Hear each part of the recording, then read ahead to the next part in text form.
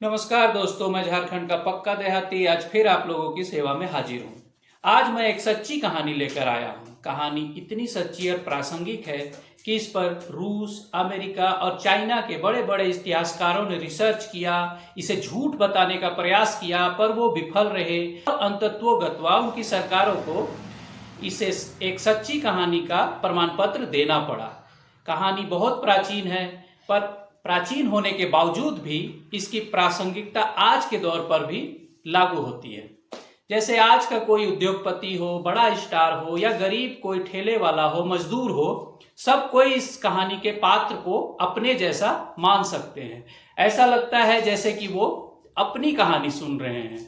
सोचिए, एक प्राचीन कहानी, राजकुमार की कहानी, जो आज के दौर के युवा, बेरोजगार, रोजगार करने वाले, सरकारी नौकरी, प्राइवेट नौकरी, ठेला चलाने वाला, सब्जी बेचने वाला, हर कोई उसके मेन किरदार को खुद के तौर पर महसूस कर सकता है। ऐसी कहानी है। अगर आप भी इस कहानी की सत्यता की जांच करना चाहते हैं तो नीचे लिंक दिया गया है, खोलकर आप देख सकते हैं कि कहानी प्राचीन होने के साथ साथ सत्य भी है।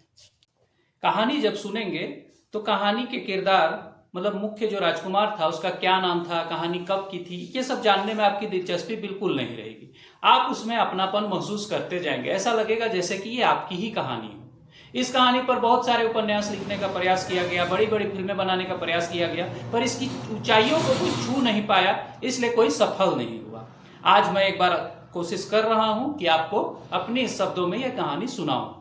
तो कहानी कुछ इस प्रकार है कि एक बहुत बड़े साम्राज्य का एक राजकुमार था, जो बहुत ही शक्तिशाली, लंबा चौड़ा शरीर, तावदार मूंछ, गठीला बदन और सर्वगुण संपन्न था वो राजकुमार।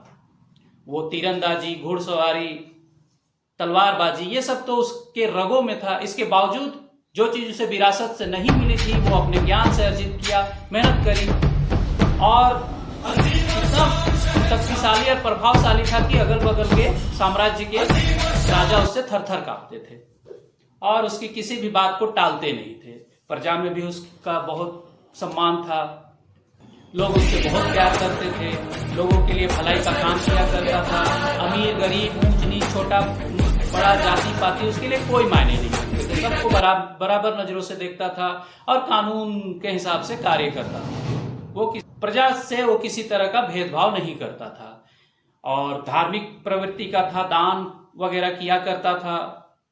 मतलब हर तरह से वो एकदम परफेक्ट एक इंसान, जो सर्वगुण संपन्न जिसे कहा जा सके, वो था वो राजकुमार।